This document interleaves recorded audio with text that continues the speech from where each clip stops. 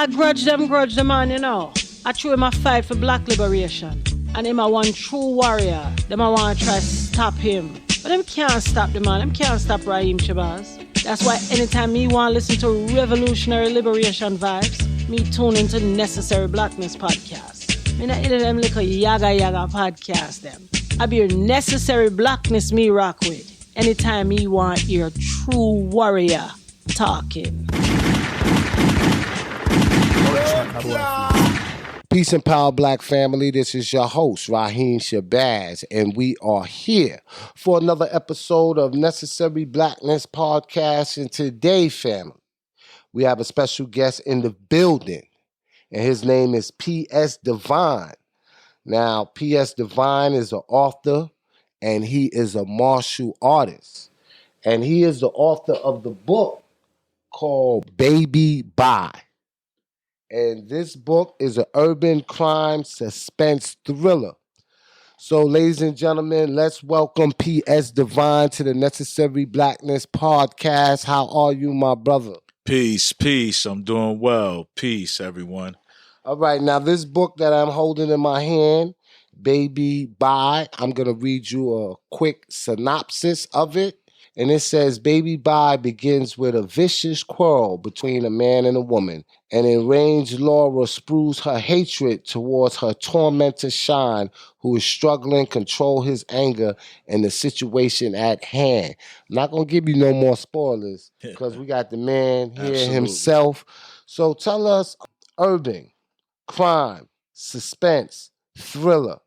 That's like all the genres and key for success. Absolutely. Why this book and why you, the author? Absolutely. Well, to give a background about the book, about 16 years ago, I was actually incarcerated for a crime I didn't commit. And while I was in there, I was, pretty much trying to find a way to collect my thoughts. And I was writing before and was doing short stories, but never put together a novel. So I said, all right, let me put together a novel. And I kind of winged it at first. And because of the environment I was in and the elements I was around, I was writing something to address that particular audience because I was reading it to cats while we was out on the yard. So, one of my favorite authors is Donald Goines and the other is Edgar Allan Poe.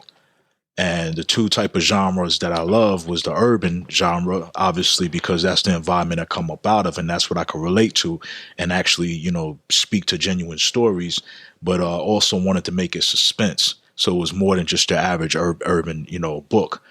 You know what I mean? So this book, it deals with a lot of situations that we may find ourselves in if we live in the urban community. What are some of those situations that one may encounter when reading this book? Well, the book, the two main characters is Shine and his woman Lola. And it pretty much starts off with them having a domestic dispute, a pretty heated domestic dispute in front of their 3-year-old son, Trayvon. And, as a result of this dispute, Shine runs out of the house in an emotional rage, and also backed by the motivation of one of his best friends, Gorilla Leak, ends up finding himself committing his first murder.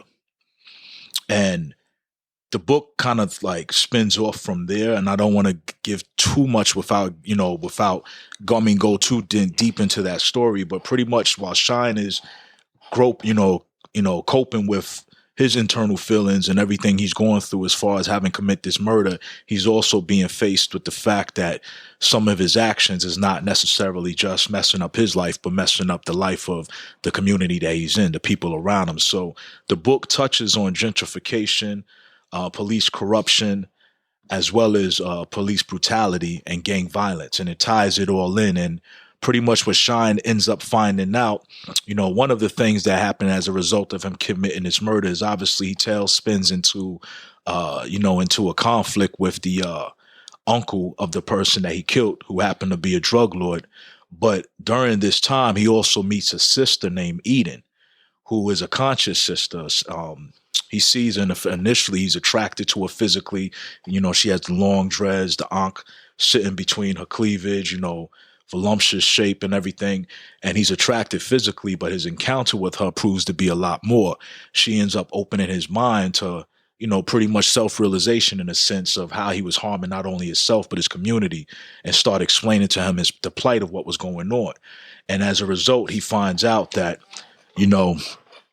through police corruption, though, at this whole time where he's thinking that, he's being more of a man and being tougher in his gangster lifestyle, he's finding out that, a lot of this culture that he was engrossed in was being manipulated by the police. And it was being manipulated purposely to drive down the value of property in their neighborhood and increase the insurance in order to drive people out eventually. Not to mention, Eden makes the brother Shine aware to the fact that, when he gets incarcerated, he's actually pushing himself down a pipeline that's going toward private prisons. Now, I got to ask you one question. You said this is a fictional book? Yeah, it's a fictional book, yeah. This sounds like something that happens every day in modern day America. Black society. Can you relate to this? Absolutely. We are talking about domestic violence. We're talking about police brutality. We're talking about gentrification. These are the ills of society in this day and this time. And then you talked about the sister that had the unk in between the cleavage of her breasts. And she opened the third eye of this brother. And it just goes to tell you, man, if you want to get it right, man, let a black woman do it. Facts.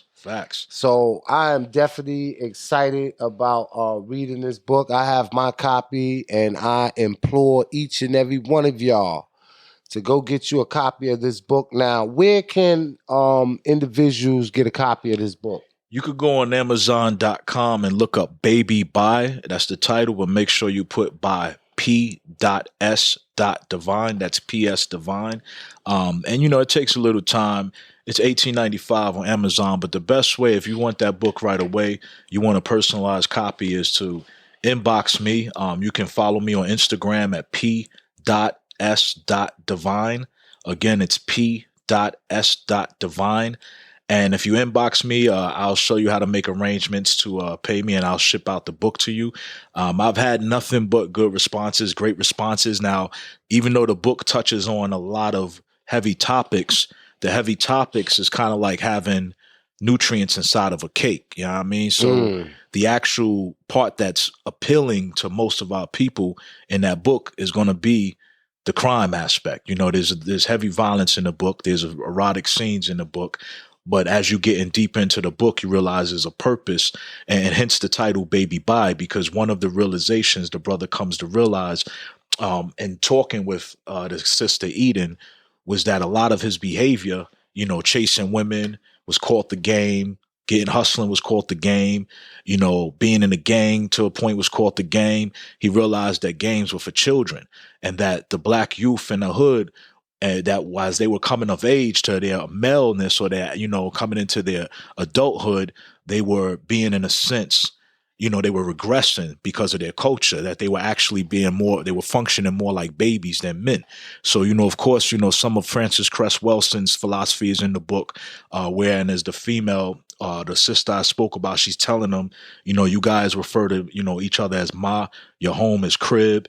You can't, every time you want to fight somebody just because they talking, sideways at you, that's the equivalent of an emotional tantrum, that wherein you thinking you joining the gang and hustling and you being a man because you holding down the fort, you actually are being deceived into being more of a baby. And in one of the scenes of the book, he talks to one of the police that, it gets revealed, the corruption, and the police officer tells him policing is the new parenting. We've been watching y'all on the corner since y'all been growing up. We got pictures of y'all, photo albums, and we could tell which one of y'all are going to make it in the prison, in the penal system, and get that education the way we see fit, or which one of y'all is going to go to, go on to college or, get a job and so forth. So while it touches on a lot of those things, there's a lot of suspense in the book. The borderline horror in some parts, parts of the book, but it's been a lot of good feedback. I've had I've had about 60% of the reviews that I have that I saved that come on my Instagram, and you can see it on my Instagram. About most of them, the people are saying they want to see this as a movie one day. That was my next question, because here in the bio section on the back, It says P.S. Divine is Atlanta-based author, screenwriter, and poet. And he is the president of Hypocrisy Publishing and co-founder of Created G Media. Yep. Because that sounds like a movie. That sounds like a cult classic that we need right now to watch during this quarantine. Because I don't know how many times I can watch Juice. I don't know how many more times I can watch Boys in the Hood. And Black Hollywood is definitely lacking something of this magnitude. And I haven't read the book, but just you sitting here and explaining it, I'm a visual person. I'm visualizing this into becoming a movie. And being that I am a filmmaker, we might have to have that conversation. Say no more. But we have to go to somebody to get the budget for it, though. Because the Raheem Shabazz Poor Man Fund is running out, man. But yeah, ladies and gentlemen, man, make sure you definitely go support our brother P.S. Divine. And for those that are just joining us, P.S. Divine is an author, screenwriter, and martial artist. Now, Hypocrisy Publishing, that's your company. Yeah, absolutely. So in addition to that, you know, my main goal is to always highlight Black individuals, Black business that are doing phenomenal things. And this is a Black publishing company. Do you publish other authors' books and things like that? Absolutely. I'm actually working. My martial art teacher who brought me into martial arts is a legend in the arts, created his own system. Used to bodyguard, the who of the entertainment industry, and he has a book now that I'm working on that I'm actually editing for him. So I'm working on editing a couple of things. I have another brother that actually has a book about being incarcerated, and I'm working on that book as well. So we have a couple of projects lined up. See, the Hypocrisy Publishing, that word, Hoodpocracy, it represents the culture we're trying to push. It's more of a movement and a culture. And the reason why it's Hoodpocracy is because on the surface it looks hood, because that's our culture. And the reason why we identify with the urban culture is because for us in the Western Hemisphere, that was our rite of passage into warriorhood. And that's how we became warriors, is through that urban environment. So it's important to never lose sight of that, or to make anybody make us feel bad about having that, for a lack of a better term, the hood mentality or the hood appearance. But it's hoodpocracy, just like the word hypocrisy. So hypocrisy means that, when somebody says something, it's not necessarily how they live it. So hoodpocracy represents, though it looks like that on the surface, it's much more deeper down. So it's like Raheem Shabazz, he has that swag to him, he has the urban vibe to him. But when you speak to him and you have a conversation, what you hear is a genius. You hear intelligence. And too often people that don't come in the hood don't know we have those gems in the hood, that we actually have an intelligent expression that on the surface comes out, an intelligence that on the surface comes out as an urban expression. So that's what hypocrisy is. In my book, we drop in jewels, but it's an urban book. So, there's violence in there. For my sisters, just straight up, there's a lot of fucking in there. Pardon me if I can say that. Nah, yeah. This is Necessary Blackness Podcast. We are unfiltered, dealing with that violence.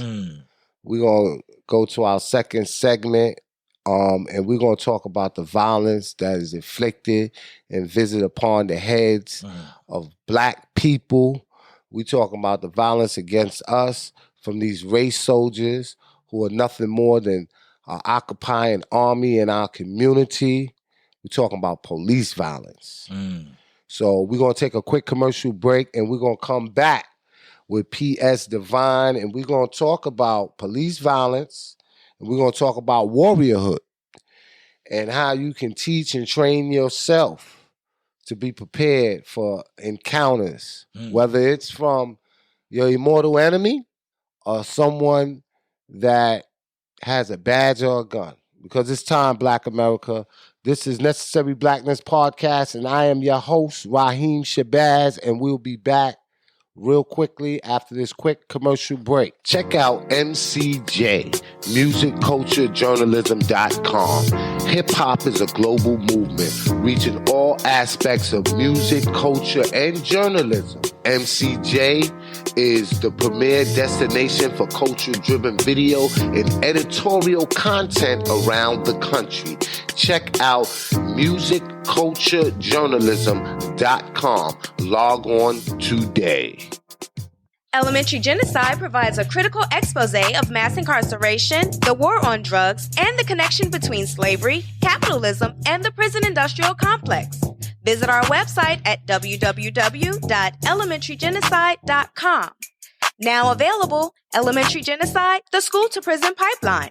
Elementary Genocide 2, the Board of Education versus the Board of Incarceration. And the newest release, Elementary Genocide 3, Academic Holocaust. Log on today to purchase your very own 3-set docuseries. Wingy Apparel is the latest fly and revolutionary streetwear to hit the market. Wingy is the outfitters of freedom fighters everywhere. Wingy is a Swahili word that means abundance. No one has ever gone broke by giving. So if you have it in abundance, sharing is better than receiving. Follow us on Instagram at Wingy Apparel. That's at WINGIAPPAREL. Ladies and gentlemen, we are back from our quick commercial break. And for those that are just joining us, I am here with P.S. Divine. He is the author of Baby Bye. Make sure you go get that book. It's on Amazon, and you can also get it exclusively from him. I prefer you get it from him, man, so you get a signed copy. Absolutely. Right? That's what I'm saying. Absolutely. You know, don't give Amazon all that money. Cut the middleman out. Yeah, Amazon take a lot of money, don't they, man? They take a whole lot of money, man. They act like they wrote it. Yeah, man. My DVDs be off the sales be off the roof. When I get that royalty from Amazon, I'll be like, I don't know about this, man. I made them a pretty buck. Yeah, man. So when we talking about police violence, man, we know this has been a hot topic. Those that had no desire of any formal change in the police department are starting to realize that something got to change. Then you have those that still believe that you can reform the police department. And we all know that you can't reform a devil, so I don't know how you think you're going to reform a whole department. But that's another story. But the main topic is defunding the police department. What are your thoughts on that? Well, this is the thing. I don't necessarily know if defunding it is going to work. I think that because the reason why I say this is because defunding the police department, that idea came out of, you know, we got two warring sides right now that really don't care about us, right and left, right? The Democracy and Republican, and they're fighting each other and they're using us for their votes. And that defunding the police idea actually came out of the Democrat side. And my thing about that is this: if you defund the police right now as a union is heavily Republican. For instance, the teachers union is heavily Democratic. If you defund the police as the Democrats want them to do we set up a police order or a security force that they're in control of? Because now you have a partisan security force that only another political party owns, and they have more control over it. I think that no matter whether they defund the police, whether they send money into the police, the biggest issue that we need to worry about in the Black community is self-defense. That, you know, I remember the times when we had people like the Guardian Angels. You know, my thing is just, look, if you're a racist cop, stay to your neighborhood. Don't come in our neighborhood. Let us protect ourselves. So we, rather than push the Democrats' agenda of defunding the police, because a lot of that is very similar to what happened during the time of the brown shirts and Hitler, where, you know, the brown shirts was, you know, saying that they needed to defund the soldiers or remove this, the quote unquote military or the police or the authorities from having that authority. It's not that they got rid of it. They just changed it from a bipartisan police department to a more partisan police department, meaning that the Democrats is likely going to be the ones that will fund the next quote unquote security arm, or the armed patrol. They'll have the next patrol following behind their agenda. So I think what is more important is that at this time, we need to focus more attention on funding our own Black security forces within the Black community, because we have Black people that can legally be armed. There's laws that protect security. Just like you have security at clubs that protect club establishments, we can have securities that patrol our neighborhoods. In Brooklyn, I know they had the Muslim patrol at one point in time, where they literally went around in police-looking cars, had uniforms. The Ansar Allah Rule community. Yeah, exactly. The Jews have it in their community. The Jews have it in their community, just like the Jews have their own ambulance. It's like when Gavin Cato, back in, I think, 91, 92, he was murdered. A Jewish driver ran a red light, smashed through the red light, smashed a young Black boy in Crown Heights, pinned him up against the wall. And, there was nothing but riots in my neighborhood during that summer. And, a lot of the problems one of the issues was when the ambulance came to save, to the scene, they, instead of saving the Black boy, they went and rescued the 2 Jewish drivers who were barely hurt and left the Black boy there to die. What we should have done at that point, instead of jumping out and screaming on the Jews for what they were doing, we should have actually came and created our own ambulance service. Just like right now, we should create our own security force, our own security service, and tell the police, look, you have no right to be up in here. Huey P. Newton and them stood defiantly in the face of the cops and were able to police their own neighborhoods for a period of time. Until they obviously had internal dissension. But I think right now we should be looking to fund our own security forces in our own hood and leave their system to do what it do. My knowledge on defunding the police is centered around taking the funding from the police. For instance, if it's $100 million, do financial forensic on the police department as a whole. There's too much policing. There's policing in school. If something is going on with a homeless man, the police is called. If my music is too loud, the police is called. Like, it's not the police job to babysit. Police should be fighting crime. Me playing my music is not a crime. Someone's homeless, that's not a crime. That's society's problem. And us as a society, we have mental health specialists that can deal with the homeless. We got individuals that can provide shelter. We have maybe someone that can come and be an arbitrator or, dissolve conflict. All right, he's not going to play his music high after 10 o'clock. That's the agreement. No police need to be called. And it's handled like that. So I think money for that, the homeless calling on that shouldn't even hit 911. It should be directed to another switchboard. Those organizations, those community-based programs, those need to be funded. I don't necessarily think people really going to believe that there should be no police. You know what I mean? Because some of you niggas need to be in jail. Now, let me stop. But no, we got to have some type of structure. Now, some of us can't imagine a world without police. I can. I think if we are going to utilize the police, we need to have a residency clause. We need to have individuals that live in a 3 to 5 mile radius from the environment that they patrol. One of the police that was involved in George Floyd's situation, they caught him at, I think it was Cup Food or something like that, out there in the store. And the lady put him on blast. Like, yeah, you out of jail. And you should have seen him. He was shook daddy. You know what I mean? Because, when he got arrested, and you get a bail agreement, you're not allowed to possess, own, or be in the vicinity of a firearm. So he didn't have a gun with him, and he's no longer protected, by that blue wall.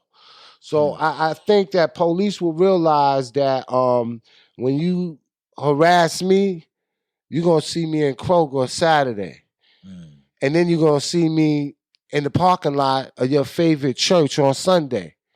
So when you see me again, you probably gonna leave me alone. So this is why. And then not only that, 9 times out of 10, people's kids play together. You know, it's a community. Everybody knows everybody. And, you know, it will be totally different. And my thing is this. Police do locally what the military does globally, right? True.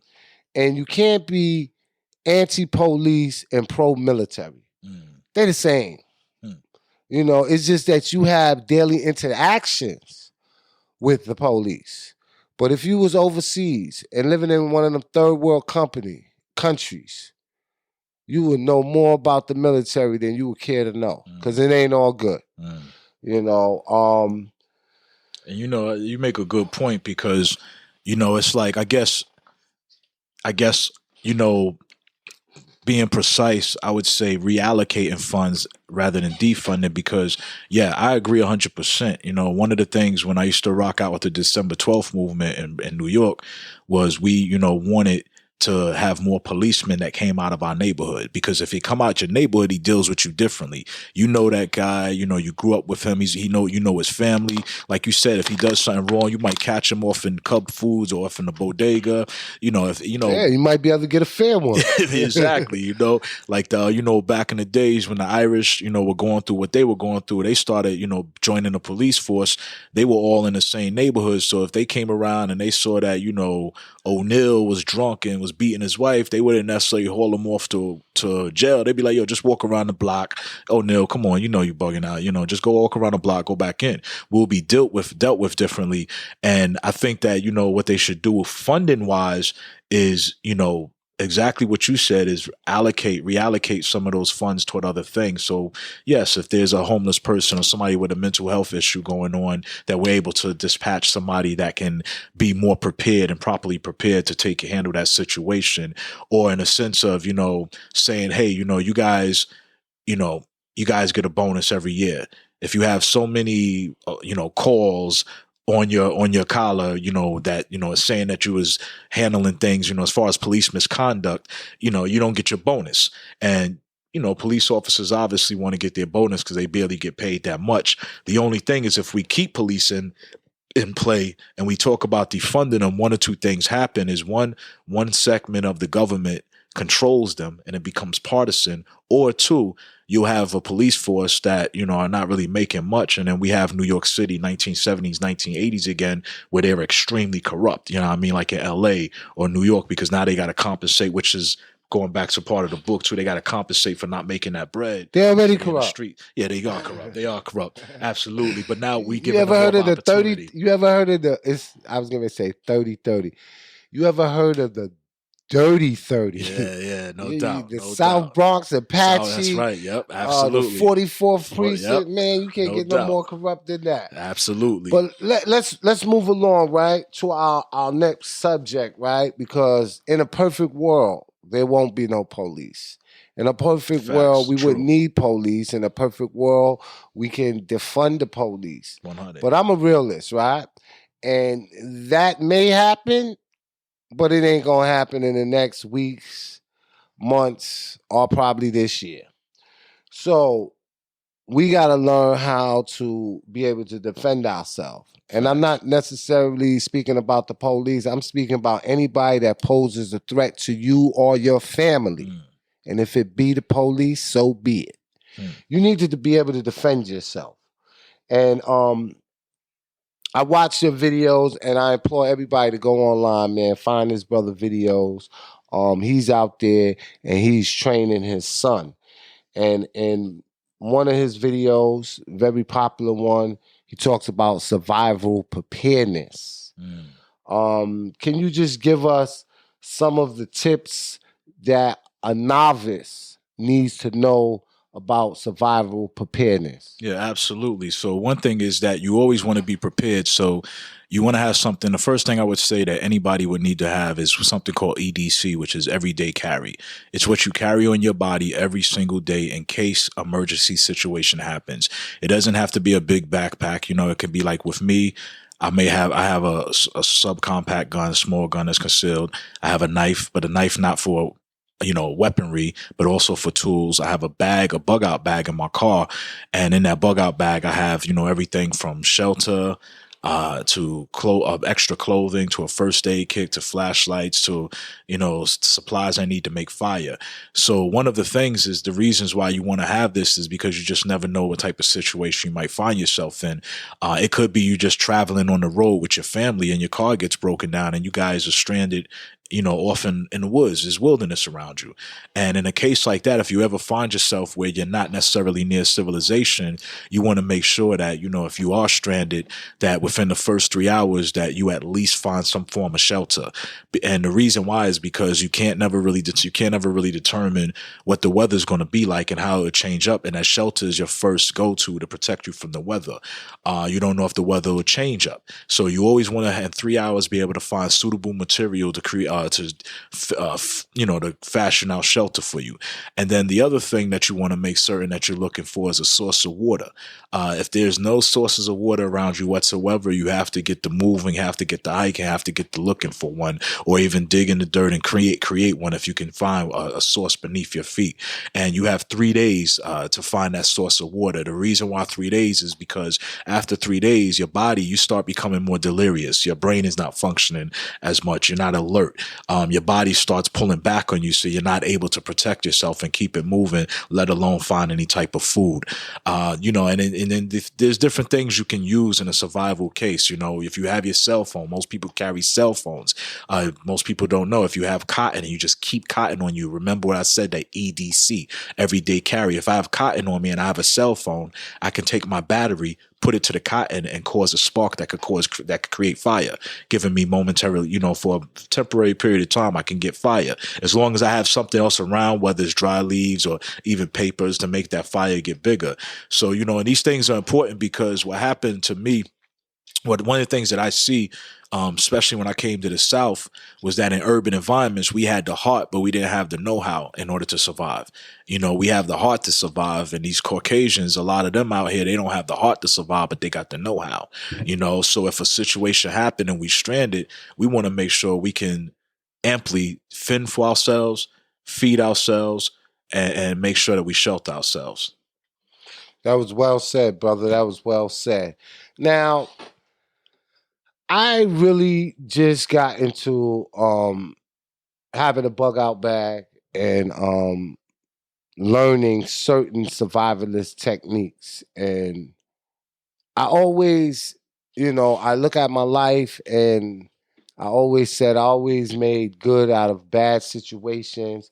But some of the stuff that I read in here, I'm like, man, that ain't gonna happen to me, because it's deep. There's certain plants that you can eat for nutrition. You got to know what plants you can eat. There's certain plants that you can use as medicine. Because we ain't dealing with chemically medicine or anything like that that's prescribed from a doctor. We dealing with natural medicine, which comes from the plant. So I know a lot of these things help, right? Did you ever have a real life situation where you had to rely on your skills and something that you had read in the survival preparedness or that you learned that it kicked in and it saved the day? Yeah, indeed. I never had a situation where I had to search for food, but not knock on wood. But I had a situation where I was stranded on the side of a highway during a blizzard not too many years back out here in Georgia. Oh, you talking about when it snowed? Yeah, absolutely. I was trying to make it home. Yeah, so, I got out and I looked around and there was really no way for me to try to make any trek back to the house. And inside the car, at this point, my gas was done. I'm stranded and I had my emergency blanket. And I also had my MREs, which are meals ready to eat. I keep this in my bug out bag. And this wasn't an Armageddon type of situation, but it was a situation that called for having the products that I actually had. So I keep an extra pair of socks in there, was able to throw that on. I put my emergency blanket on to keep warm. And the emergency blanket looks like a thin piece of aluminum foil, but that thing keeps you warm. And I basically camped out into the next day, about a day and a half, and they were able to get the traffic up. There were other people that ambulance came. I'm not certain what happened, but, they were in the same predicament as me, as having to stay in their car overnight. And it wasn't pretty back then. It was cold. It was freezing. It was freezing. and then the roads was icy. Traffic was at a standstill. They couldn't get nobody to come get you. You just had to stay there. Absolutely. There was school buses and everything. And what made it bad is because Atlanta wasn't prepared for this type of weather. And I think the mayor or the governor at that time just, put out a bulletin that everybody go home. Instead of, trying to get the kids home, send the parents home, all federal workers. It was just everybody go home. So you have everybody leaving from work, school at the same time during the worstest traffic ever with black ice. And yeah, it was ugly. And guess where I was at? In my crib, chilling, watching it on the news like, yo, this is crazy. But you was out there dealing with those elements. Indeed. And you had your blanket. Yeah, absolutely. I've had to use my first aid kit several times. I mean, I have 4 boys and a daughter. And, I've actually stabbed myself one time by accident and had to pull it out. So it comes in handy, and it's just something good to have. I mean, if something simple as just a cut, you can jump right into it, patch it up, and you keep it moving. So. Yeah, I have this book. It's called SAS Survival Guide. Yes. And this is a very popular book. As soon as I showed it to the brother, he was like, man, I got that book. My kids got it. But it says over 1 million copies sold worldwide. And this is a pocket. You can put this in your pocket. This book is phenomenal. It got everything in here from camp craft to how to tie a knot. It even tells you if you're in an airplane accident, the best way, if the airplane's going down, to, how to actually safeguard yourself to the best way possible from dying in that crash by running to the back. So it has almost every type of scenario. It's a perfect book because you don't have to read through the whole thing. You just keep it on you. And if you're in that scenario, just flip that page open. Yeah, you know what? I need to get me another copy because this stays in my house on my shelf. And this is so small, I can just have it in my car. Yeah, this is a good book. Now, in your video, you was also teaching your sons about certain plants. Absolutely. And what type of plants individuals should look for? In Georgia, one of the biggest things you're going to find is onions. I mean, onions are abundant out here. I'm almost certain we could walk outside and just, as soon as we walk into some greenery, you'll see some onion plants. And you can always tell them, it almost looks like, if anybody's seen scallions, it almost looks like a thinner version of a scallion sticking out the ground. And of course, nobody wants to eat an onion straight up. But guess what? If you're in a situation where there's no food, you're going to chow down on onions. There's different plants you can take. You can even cook dandelions, take dandelions and be able to boil that up for remedies and medicine. But you can also chew on it as well. Now, if you're not adept at knowing all the plants, there's different tests you can actually run to figure out which one is edible and which one is not. One of the first things you want to do is, if you pick up a plant and you're not familiar with it, you don't see that, it's something like an onion or something that, you can actually eat. You want to take right in between the crease of your elbow, right between your forearm and your bicep, you want to take the plant and just rub it lightly on your flesh and just wait for about 15 minutes or so. And if you don't have any type of rash or any breakout, then it's like, okay, cool, I can actually, at least now put this to my mouth, but don't ingest it yet. What you want to do after that is you want to put it to your lips. And then, rub it a little bit and then move away. And again, wait a little bit of time. And then if you don't feel any, the key to this is when you put it on your lips, you may not break out, but you'll feel some type of stinging or burning sensation. Not necessarily like heat burning, but kind of like a tingling situation, like almost like a skin irritation. And if you don't feel that, then guess what? The next step to test it will be to actually place it in your mouth, chew a little bit of it, but don't swallow it. Just hold it in your mouth. And again, if the same thing, if there's no reaction, then you can actually swallow it. Swallow that little piece, and then you have to wait roughly 8 hours to see if your body has any reaction to that small amount. And if it doesn't, then after 8 hours, you could chow down on it. Now, the thing about it is we're talking about a situation where there's no food around and you're stranded. So yeah, you have to have a little patience. You can't just go in and start gobbling things up if you don't know what it is.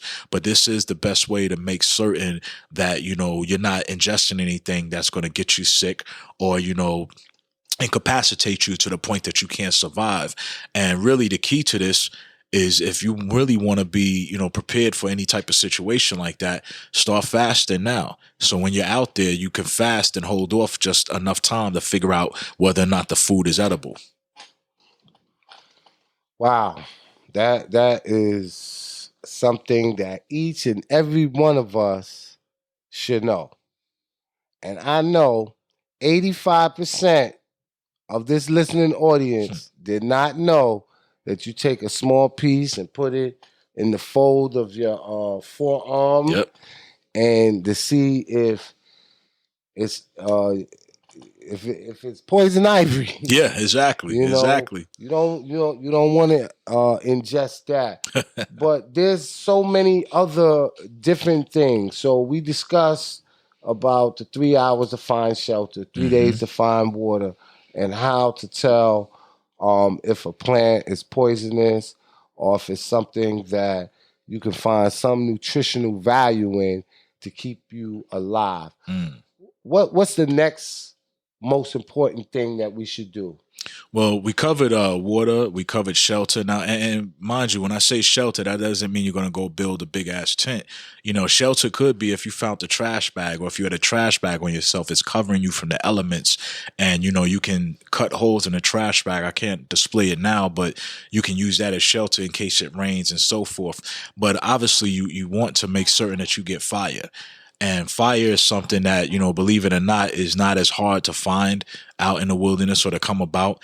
I mean, one of the things I keep in my bug out bag is it looks like it's not a reflecting glass. It looks like just a clear, transparent sheet. And it's actually a magnifying glass. So what I do is it looks like a notebook sheet, like an 8x10 notebook sheet, and it's just see-through, almost look like a little thin piece of glass. And in case I need fire, if it's high noon and if it's, out sunny out, I can use that, get a little bit of, twigs, some dried leaves and so forth, and use that to funnel the light from the sun and cause and create a fire that way. Again, another way is keeping cotton on you at all time. You always keep a cell phone, so you could take your battery out, just try it, put it up to the cotton, you'll see the little spark. You just got to make sure you're near something that can actually get that fire. I also keep a flint on me. I used to keep one on my keychain.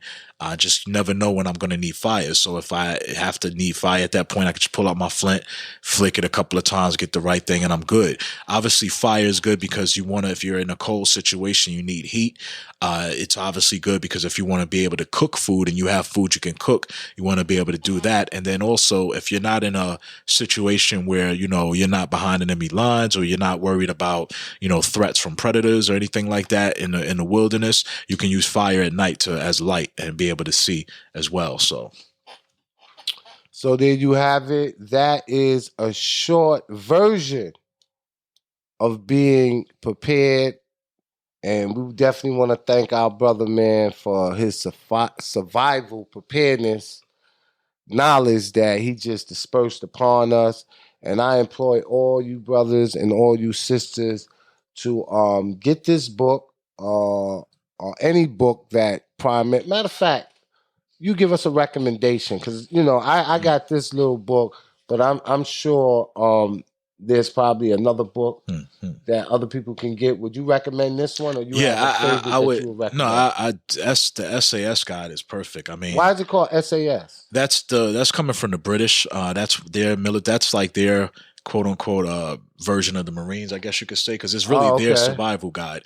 But it's it's used everywhere. It's used by even American military and so forth. But as far as learning these things, I would, there's not necessarily so many books. I have a book on plants because I don't know every single plant there is to know out there. There are some people out there like that. I keep it in my bug out bag. That's called The Forester's Harvest. It's an excellent book. It's like an encyclopedia of all the plants. One thing, I have another book also. I can't remember the title of it, but I will tell you each state has a book like this. It actually tells you the plants and the natural, wildlife of your state. And every state has that. You need to know that because if I'm in Georgia and I get stuck out here, not only do I need to know what plants I need to eat, but I need to know what snakes I could touch, what snakes are coming around that are harmful, what animals are harmful. So you definitely want to have that. And I guarantee you probably can get that online. Yeah, absolutely. Online. Absolutely. I mean, there's several books out there. I mean, there's a book called, I mean, this is a little different. This is more urban, I guess, security, I guess you could say. Fighting in the Streets is a good book. But I would suggest, there's different people that actually, it's just like a martial artist. You want to be able to go to someone that can actually teach you and train you, as opposed to just getting a book, because then you could get out. We call it getting out into the field. We get out in the field, and that's where we do our learning at. When I was coming up, a lot was taught to me by my father. I had another brother that was instrumental in mentoring me and the skills of survival. And, it's better to actually be around someone and get that skills directly from them. So. Yeah, and here go 2 other books you might find that are very popular and very well worth the read. And this is by Brother Balagoon, and it's called The African Warrior's Bible. And he also has another book called Never Unarmed, The African Warrior's Guide to Impoverished Weapons. Because guess what? We are never unarmed. Everything is a weapon. Whether it's a cup of coffee that might be slightly hot. Facts. Everything. It can be a donut. The donut got crumbs. Throw those crumbs in someone's eyes and see what's the first thing they do. They're going to put their hands up to their eyes. So they leave everything else open for you. Facts. But there's so many things. Many of you brothers, I don't even want to call you gang culture, who are part of a street organization. You have your flag or your bandana hanging from the back of your pocket, right? If you just snap that out of your pocket and hit someone in the face with that, you can take out somebody's eye just with a bandana. And I learned this from an old timer. Yeah, he took a newspaper and showed me how to fold it in a certain way. If I hit you on your knee or your arm, you would scream. It felt like he hit me with a bat. Yeah, facts. So it's just little things like that we have to be prepared for. What we're going to do real quick, we're going to take one more commercial break, and we're going to come back, and we're going to talk a little more for those that are just joining us. We are with P.S. Divine, and when we come back, we're going to go a little deeper. Y'all stay tuned. This is Necessary Blackness Podcast, and I am your host, Raheem Shabazz. I grudge them, man, I true him a fight for black liberation. And him a one true warrior. Them a want to try stop him.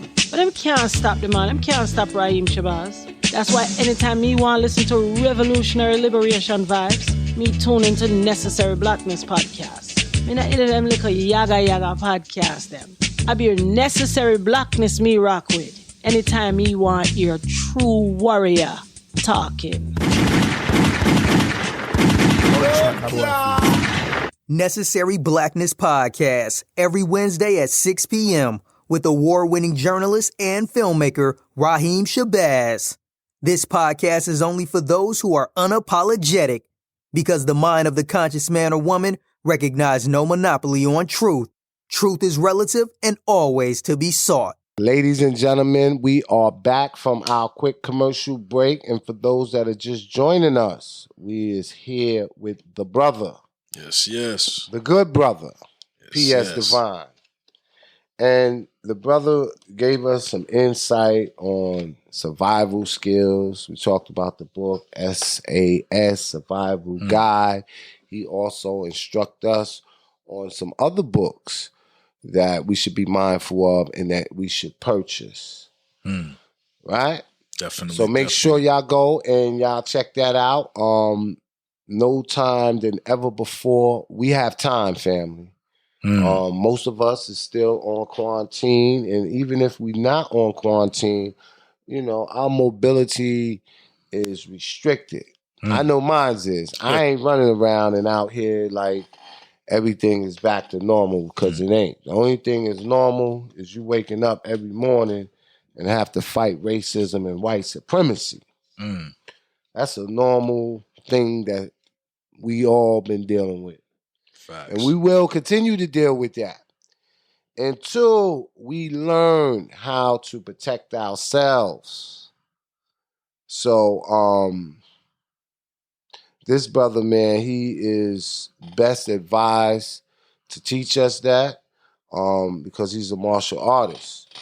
A lot of people, God, is becoming into consciousness. They're becoming into awareness, and it's a beautiful thing. And the other day, I seen Beethoven trending on Twitter, and people learned for the first time that Beethoven was a black man, and they lost it. You know, a lot of other stuff started being revealed. You know, that just opened up the floodgates, and people started letting other people know about certain inventions that black people did. You know, the GPS, the cell phone, like, you know, open heart surgery, blood plasma, you name it. Facts. We're the originators of this. Original man. The martial arts. You know, me growing up, man, I loved them Chinese movies and karate movies and different things like that. At that young age, you know, I never seen a black martial artist. You know, the only one that, you know, I never seen one. You know, to me, Bruce Lee was the ultimate martial art artist. And that was the depiction that I got from the movie screen. Growing up, we always thought every Chinese knew martial arts. Was that the same way for you? That's right. It was. Absolutely. Yeah. But that's all a lie. America's built on a lie. There's an exception and all of that. Facts. So, brother, me and you talked off camera. I want you to tell me about the origin of African martial arts. Indeed. And how a lot of these other schools of thoughts, you know, for lack of better words, is like a bastard style of what was originally an African martial arts style. So can you enlighten us on that? Indeed. So, you know, like one of the couple, there's different scholars who have looked into the origin of martial arts, and all of them have come to one conclusion, that it originated, or at least the oldest documented form of martial arts comes out of, you know, the Nile Valley. And they have and not only is, you know, this documented, but it's also documented as being the oldest instruction manual still surviving to this day. And it's on a tomb in Egypt. And it actually has a depiction, actual art depiction of men grappling, doing takedowns, wrestling, doing kicks. They have pictures in there where they're actually doing a belt ceremony, and it's been told to us that the first person to ever, the first system to ever incorporate a belt into it was judo in the 1800s, and we actually have a depiction going back at least, most scholars agree, at least 3,000 years. Not only that, but, you know, there's different forms of martial arts that belong to different cultures. So like in the Philippines, they have stick fighting, and the oldest form of stick fighting came out of Egypt. It was referred to as tatib. Some scholars refer to this Egyptian fighting art as the lotus style. Some people refer to it as mantu, which was the African word for martial art, or, you know, warrior art. But indeed, we actually have not only the documentation to prove that we originated the arts, and from Africa it went into India, which is where, you know, they carried the name Pata that ended up becoming Buddha, and then from India the Chinese got it, then from Chinese the other Asian countries like Japan, Korea, and so forth. And then, just to show how deep it goes, you know, Europeans, when they started coming into the understanding of martial arts through World War II, mainly the Korean War and so forth, they brought it back over here. And because of police brutality, many of our brothers and sisters in the urban environment started learning the arts to protect themselves. But because of what was in our DNA, our royal DNA, we ended up fashioning it much like the way it was in Egypt. Because now what Europeans do and the Asians do is they separate it. If I want to learn kicking and punching, I go get, you know, know, if I'm in Japan, I learn karate. If I want to learn how to grapple, I learn jujitsu. If I want to learn how to throw somebody on the ground, I do judo. But the African martial arts is more of a universal form of combat.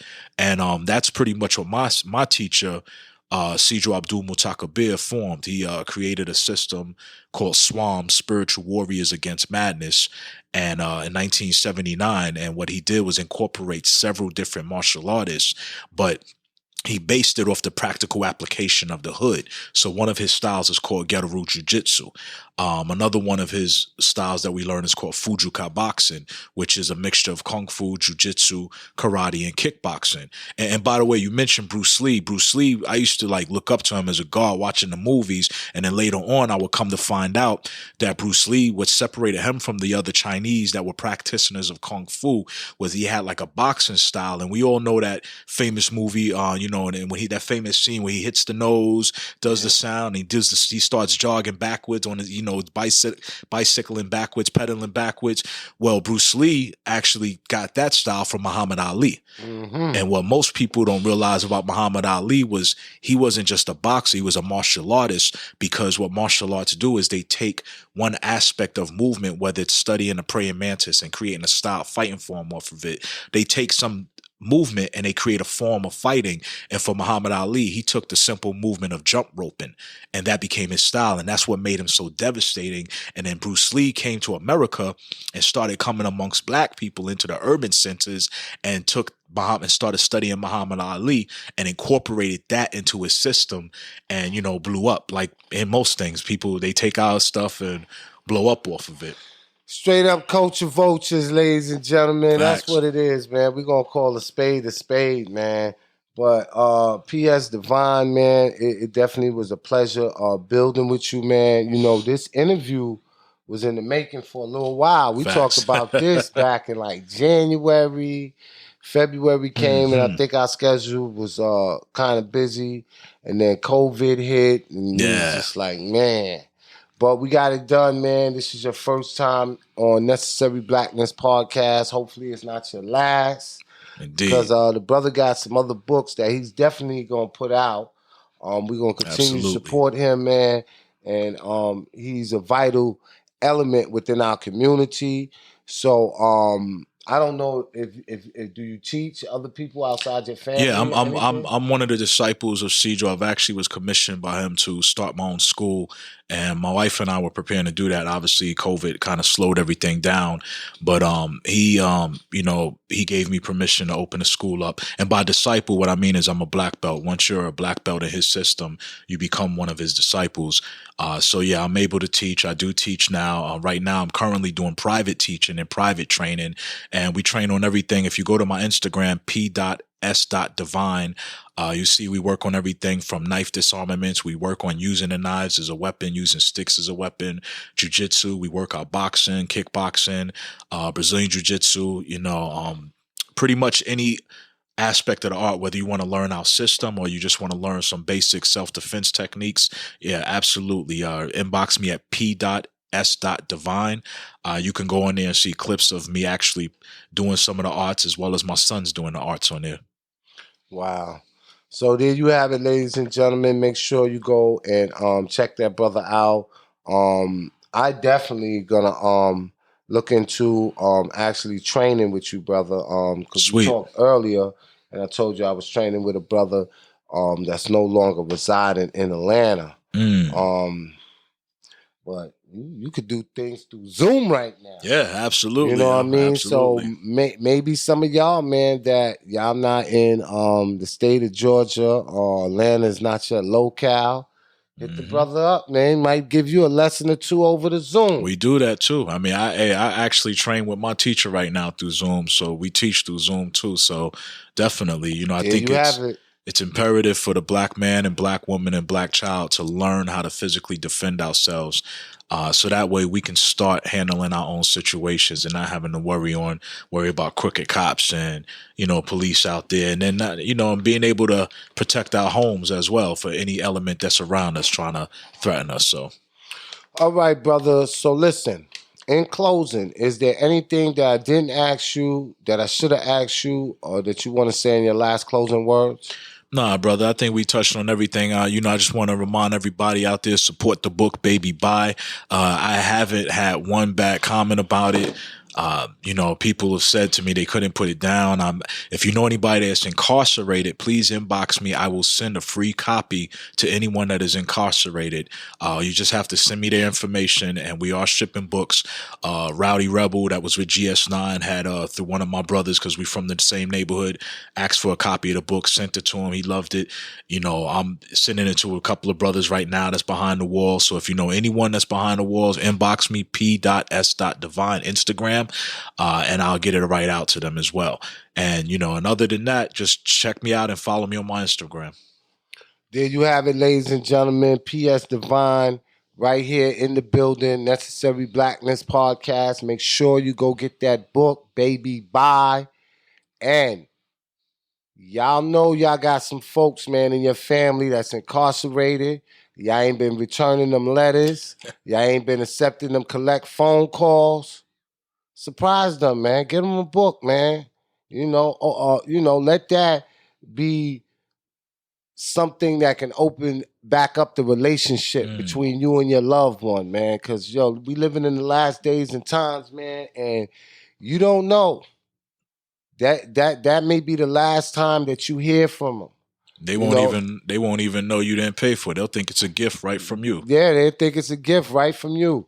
And, COVID-19, man, is, ravishing the entire prison system. And I could just imagine what them brothers and sisters that are in there are dealing with. And a book of this magnitude, let me tell you something, man. This can make you escape from behind those walls.